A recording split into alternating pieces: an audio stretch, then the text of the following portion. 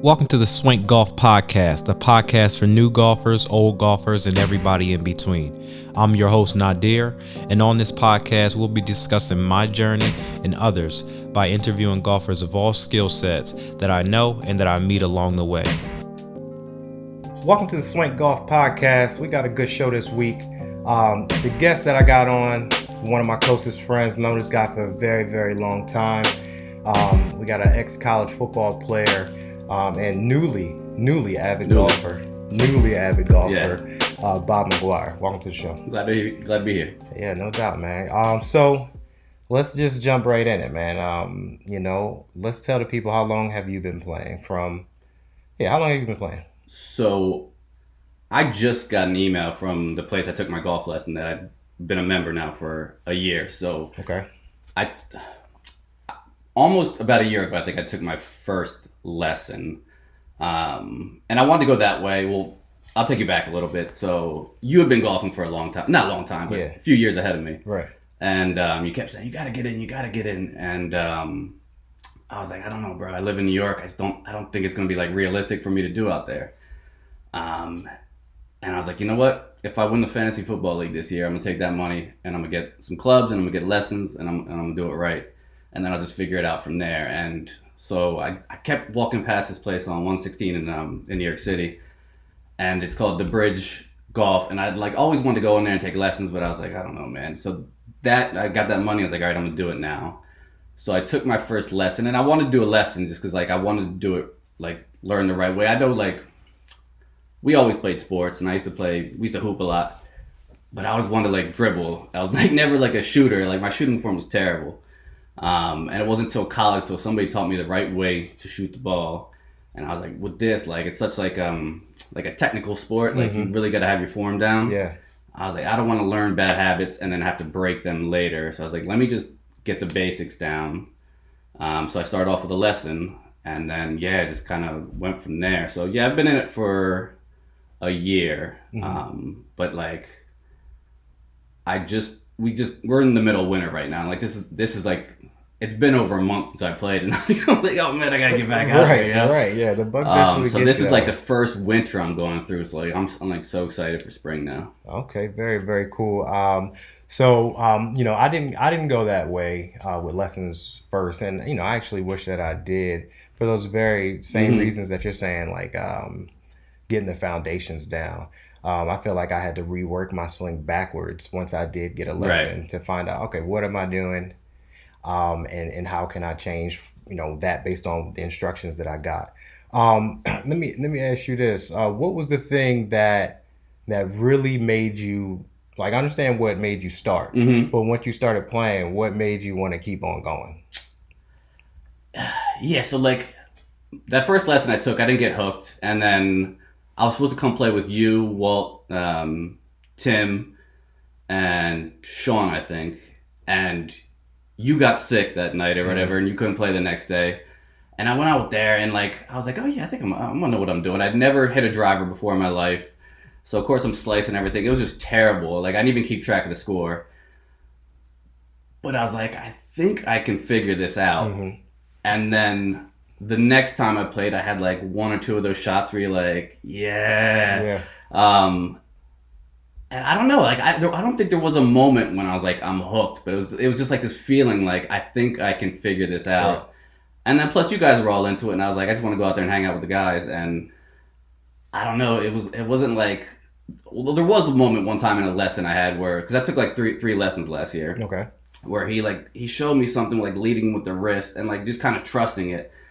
And like I literally got goosebumps after that hit, and I was like, yes, all right. So it was just like the feeling like that I could get it, and I don't know when I got like addicted, but it happened over time. Yeah, but it's there. Exactly, right. Just to kind of go back a little bit, you mentioned how for years I was telling you like, yo, you got to get down. Right. I mean, it's multiple reasons. Number one, you're one of my closest friends, right. But the other thing is I just knew that your personality and your work ethic would go with the sport. Right. To get good at the sport is nothing that you can just roll out of bed and become good at. You have to put the work in. Absolutely. And I knew that you would be the type of person that would enjoy the process of doing that. Right. So that's real cool. Let me ask you something. Do you well, I'm just gonna jump onto this. For this season, do you have any goals that you got set? Well, so yeah, I do. So I did break 100 last year, and I thought that was a big one. So score wise, 95 I think is like the next step. I think that's totally doable. I've shot a 96, but that was at Van Cortlandt, and I think it's like a par 100. So it's Okay. like, I guess you got to add 2 strokes to that. So I think a 95 is doable. Yeah, I think so too. I mean, I've seen your game, and also too, I just want to let you guys know. I mean, he broke 105 months. It was 5 months, right? And I Yeah. was with them the day. I mean, a day where you shot 98, Right. and I was really impressed because I don't know many people that broke 100 that soon. And my theory that you would be good at it, I was correct. So I'm getting there. I'm getting there. Like, yeah, I mean, look, we're all still at the beginning age because, like I said, we play with some guys who've been playing for 20 years. right. So it's really hard to measure your game Yeah. based off of like how many years you could have played. There's such a variety of talent when you're out there. It's like, Yeah. so like, you see some guys who are just terrible, and you're like, okay, all right, I feel a little bit better about myself. And then you see some guys who just like, they're looking at the grass and the lie, and they're like measuring the wind. You're like, okay, there's still a lot of room to grow. Exactly. Yeah. And then you got the older guys too who come and don't really take it too serious. Yeah. And just give you a little half swing, and it's like Yeah. par. Yeah, like, and those are like my favorite guys to play with. Like, you look at their swings, and it's like, it's not anything that somebody would be like, oh my god, he's got a pretty swing, but it's just like consistent, and they're just marching down the golf course. They got the pace of play down. They know exactly where they're gonna hit it. They're not killing the ball, but like, Yeah, consistency exactly is right. definitely key. And they're not taking themselves too seriously. They're just having a good time, you know. Right. So. Those are two things I'm trying to put in my game. Not taking things too serious, which I don't think I do at times. But the other thing is consistency. Right. Those two things. I think those two things are key in anything really. Yeah. In Yeah. anything really. For me, and another one of my goals this year is like, so last year I was just starting, so it's like, it was easy to get better. I think when you're first starting, it's like so much easier to make progress than when you start to like plateau, and you know. Right. So it's like, it wasn't like I wasn't getting mad at myself so much. So I want to like keep that going, because I know like I'm probably gonna hit more plateaus this year, being like a year in, and it's like, it's not gonna be all progress. It's like, damn, I'm not, my score's not getting any better. But like, I'm super competitive with myself, and like, I just want to make sure that doesn't take over. I want to like keep enjoying going out there, and like, whatever, if I don't shoot my best score that day, Right. like, it's all good. Yeah. I'll be back out there. Yeah, that's definitely something. And you know what? Every time you go, right, the scores they kind of are similar, but the way that you get those scores are Right. way different. Right. And that is the crazy part. And Yeah. if you're in a like I didn't really realize that I hit a plateau at I don't know, maybe last year. I didn't realize that like, oh, I got to this point and I can't get past this point. Right. I kind of felt like I was going backwards. But That's how it feels, right? Yeah. but then once you get over that and you start doing some things that Right. you haven't done before, Right. you know, even though the scores might not show it all the time. Because you could have something that you've been working on for weeks, for months, and Right. then you master that. And Right. then let's say you're working on your irons, but then your driver goes. Ah, After, yeah. you know, you've been putting in work to get your irons right, and Yeah. then your driver goes. It's like, does that mean that you didn't get better? Right. No, you definitely got better. It's just like, now you got to work on something else again. Yeah. Exactly. Right. That's something cool. So what's your favorite club to use?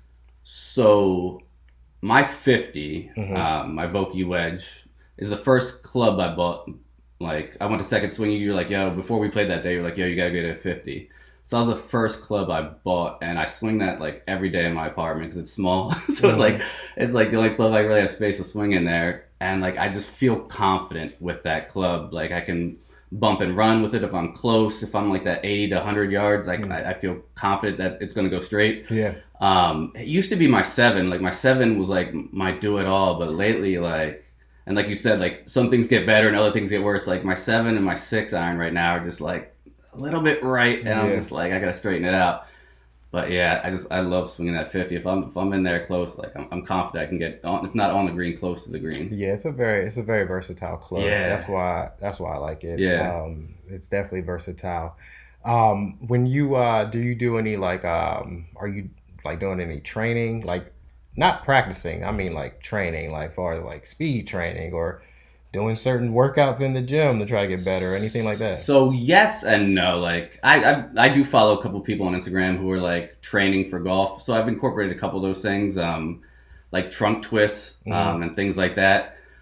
But to be honest with you, I need to get leaner. I feel like I'm getting too husky and it's like impeding my swing a little bit. Yeah, that could be a thing. So my goal is like I want to like lean down a little bit, and then I am stretching more. So stretching has been a goal, because when I first start swinging, like a lot of it's arms and you try to get your legs in there, and then when you learn to do it, like it's a lot of trunk, you know what I mean? And legs and core. And the more flexibility you have in there, I think just like one, the less chance I'm gonna get injured. Like how embarrassing would it be to say you got injured golfing? Yeah. I mean, I've got injured plenty of places, so yeah. When I add golf to the list, but yes, I just want to be flexible. I'd like to lean down a little bit, and then just trunk twist and a strong core, like you said. Yeah, I want to definitely put some more. I mean, I stretch, but I need to maybe put some yoga into like something, a routine. I would highly recommend that. Something into my routine. Absolutely. Yoga's. Oh man, when I was doing yoga for a while, I felt like tall. I just felt like I had better posture. Okay, you know what I mean? Posture is like absolutely. With the cell phones and even like me being in this basement or putting with my head down, my neck. Yeah.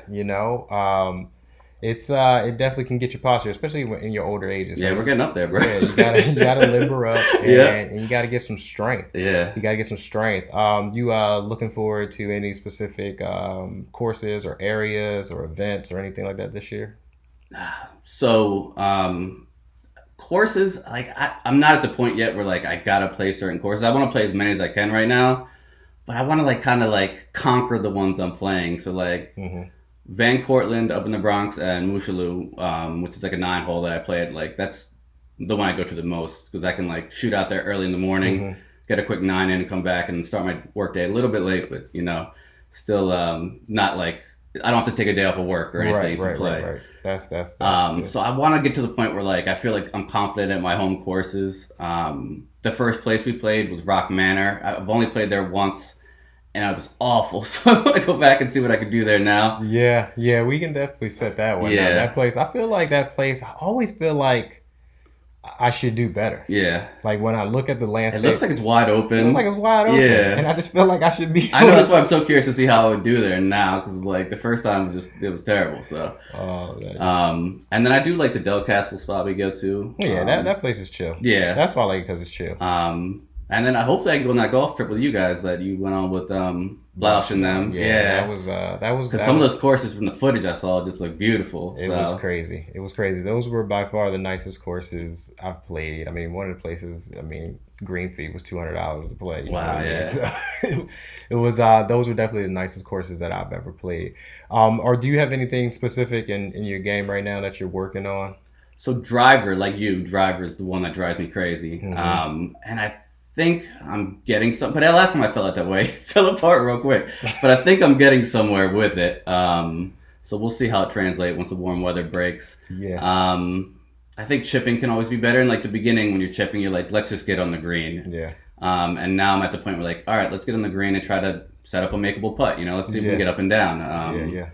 And then my long irons is just they weren't terrible before. They were never great, but they were like good enough. And I feel like because I'm focusing on my short game and my driver, like I might be neglecting that a little bit. Right. So that's kind of I got to get back on that. But I just want to play, dude. That's like that's what it comes down to. That's what it comes down to. Like I'm focusing on the top end of my bag, but I can't really do much because especially with the top end of the bag. Right. Yeah. Absolutely.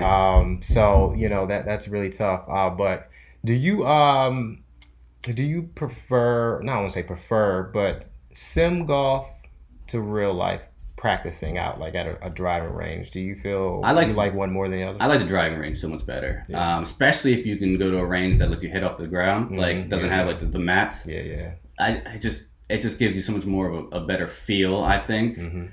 Whereas like the simulators are cool in New York. It's like your only option unless you want to go to Chelsea Piers, and you're hitting off a mat down there anyway, but you're paying twice as much. Right. And it's like good practice, but sometimes when you're hitting off that mat, it's just not the same as when you're hitting off the ground, No, yeah, it lets you slide by. Exactly, if you're hitting it fat, you're still going to slide, literally slide to the ball. Right. Or it'll bounce off the mat, then hit the ball. So you're not really getting the real deal. So the advantage I'll say for the simulators is it gives you like all of that feedback on your swing, like your attack angle, club face, like club speed, all that. But like I don't know what to do with that stuff yet. Like I'm not at the point where I can really comprehend what I'm looking at. Maybe down the road I'm like, oh, my attack angle was off. Let's tighten this up. But I'm not there yet. So it's like it's information that doesn't mean a lot to me at this point. But it is valuable, I'm sure, to a lot of golfers. Yeah, I feel like I'm at the point. Well, this year I was able to take some of the data and able to change my swing. That's awesome. Yeah. I just know that my attack angle is a little left, so I just closed my stance. Okay, I just closed my stance. So pretty much it's the same swing. It just takes my attack angle from the left and moves it a little right. Right. Far as with my irons, I couldn't tell you with my driver. These are iron stuff. Yeah. Earlier you asked if I had any goals, and a goal of mine, and maybe not for this season. Like I do want the perfect swing. I'm not like, I don't care if my swing is beautiful, but I wanted to get to a point where like if something isn't going right, I know how to tweak it, or I know the tweaks to make. You know what I mean? Like you said, like to close the face a little bit. Like that's a goal of mine. I want my swing to get consistent where I can kind of feel what I'm doing wrong and know what I need to do to correct it, if that makes sense. Yeah. Feel is everything. Yeah. I'm not really too concerned about the look of mine. Exactly. Right. I really want the feel and the sound. Oh yeah, for sure. It's a certain sound that I absolutely. like. When I flush my irons, that's why I love that sound. I mean, a solid driver sounds good, but a flushed iron sounds great. No, absolutely. With great ground contact. So that's really what I'm chasing. Right. And I feel like I don't know. I feel like I'm getting close to it. Nice. Feel like I said, I ended the season on a good note, I feel, and my iron play was that. I made some tweaks to my driver recently, and when I've hit the simulator recently, I've seen a different ball flight. So I'm looking forward to getting out there. Nice. And putting that in play. Do you? I think I mentioned this to you when I was trying to convince you to get down, and I was telling you like all the little extra stuff, the accessories and the gear and all that stuff is like another layer. Is that something that got you into it? So yes, but like I'm not ready to get too crazy with it yet. Like I follow Malbon and all those, and I'm like, I'm not good enough to wear this yet. So I'm like, as much as I want to go spend some money on some golf stuff, I'm like, let's get better first, and then maybe you can wear it. But no, absolutely, I'm looking at golf spikes. I already know what clubs I want to get, but I want to get another year out of mine, because when I bought my used set, like there were still some of the clubs that were like in the plastic wrap. So like I know I got some miles left on them, and like so like. Once I start going down that road, I'm gonna get carried away. So it's like, let me get one more year out of these clubs, and then I'm going to start upgrading. Because like driver, I think is the first one. My driver, like I don't know, like it doesn't. When you look at other people's drivers, and I used I went to a course in Vegas. I can't remember the name of it, but like I used their rental clubs, and I just had more success with that driver. So I think like I don't ever want to be like the wand, not the wizard, you know what I mean? I want to be like, it's my skill, but I know better clubs would help. Yeah, the technology is there. Yeah, exactly, for a reason. Right. The top guys are using the top exactly, technology. right. I'm not saying that we're anywhere near the top. No, guys, but it helps. It's like, why make the game harder than it needs to be? Because it's one of the hardest games. I think I'm no expert, but I think you would benefit from getting fit, no matter what clubs you do end up with. I think I will go down that route. Yeah, like having clubs that are the right loft, the right shaft, all that matters. Like with me, I got fit, and I'm looking at other clubs. I want to get something next year, but really I'm just looking for the newer model of what I already have. Right. You know what I mean? Because I was fit for this. So it's like, but I'll probably get fit again, honestly. Yeah. Well, I mean, things change, So things change. I mean, I'm definitely swinging my club speed with my driver has gone up since I got fit for sure. So I went to a stiff driver. I used to have a stiff shaft when I got fitted, but at the time I wasn't swinging really hard on purpose. And then, a lot of people that did see my swings, professionals, or if I was at a shop or something, they'll be like, you should swing it harder. Right. And I put a regular shaft in there, and then I started swinging it harder, and I was like, okay, now it's doing this banana thing. So I put the stiff shaft back in. and then I cut it, and now it's Yeah, see, my club speed went up like 5 miles an hour. Oh wow. Yeah, I'm looking 4 forward to miles an hour. I'm looking forward to getting to that point where like I feel like my swing is consistent enough, or if I make the right tweaks, then that'll like give me better results. You know. Yeah, that's the also too that's the benefit of like having somebody look at your swing. Right, I believe that. And someone that knows what the numbers mean. Right, exactly. And right. I sometimes I'll go up to a second swing and just go swing some clubs or something like that, and they're really cool up there, and I'll just talk shop and talk numbers to them, and I'll swing it, and I'm like, yeah, what does that mean? Yeah. What are you saying? What does this mean? Right. And then like kind of we get a little sneaky fitting and right then and there. Yeah. And they don't even. Why not? They don't even realize it. They just gave me a whole lesson. Right. Exactly. Yeah. It's just starting just conversation, man. Right. How do you feel on the putting green? How do you feel on it? So that's like somewhere that I just kind of go off a feel right now. Like I practice putting when I can, and like I've got like a little rollout map, but it's been a while since I broke that out. But like I think I kind of have my form down. But for me, it's like I'm not analyzing the green too much. I'm like one pace of play. Like I'm already like a beginner, so I don't want to be sitting there taking forever on the putting green. Right, you know what I mean? Right, yeah. But it's kind of line it up. I think speed control is everything. Like if I can make it a 2-putt rather than a 3-putt, then whatever. I don't need the huge birdie putt. Like maybe they'll come down the line, but like I just want to get it close so I can set up that easy second putt or a gimme or something. But I feel like I'm not worried about it. But maybe it's because I haven't like really like thought too much about it yet. It's just kind of something like I figure I'll figure it out when I go, Yeah, I don't really think about putting too much because I mean 2-putting is kind of in my mind already. But like I said, the top end of the bag is where I'm making my struggles. So it's like, I'll get to the green and I'll 2-putt, but what the hell just happened? Right, exactly. Shot 1 and 2. So that's why that's where the focus is, because it's like once you get on there, it's a whole different game. Right. Absolutely. It's a whole different game. And be honest with you, I've played mostly like beginners courses, and I've heard like horror stories about some greens, and so like I haven't had to deal with like was it undulated they call it? Yeah. So right now I'm like not on those greens. Maybe when I get to those difficult courses, then I'm like maybe I should practice this a little bit more. If you come on that trip, if you do end up on that trip, those greens are slick. Yeah. And very uneven. Really. Hole placement is very tricky. Yeah. And all that kind of matters. But you know what? Those parts of the game is one of the things that I love about the game, like the knowledge of it. Right. It allows me to be a student of it. Mm-hmm. Like we're talking about the undulation and stuff like that. Like 3 years ago, I probably never used that word, honestly. Right, exactly. But just being a student of the game, and then we can do this until like we're 60 years old. Oh yeah, that's what I'm looking forward to. And that's another reason why I wanted to make sure all my close friends were into it too, because like we could do this together for a long time and get our kids into it. You know what I mean? Play with our kids and build our own community around this sport. You know what I mean? Me and you met in school, but we met playing football and recess, it's like so we've been competing since elementary, and I had to get you out here and get you on the show, and I appreciate your time, man. Looking forward to this. Yeah, dude, we gonna have you back, and this season I feel like it's gonna be a good one for all of us. Hell yeah, bro! I'm looking forward to it, man. Check out on the next one. Make sure y'all subscribe and like the show. Please share, and thanks for the love.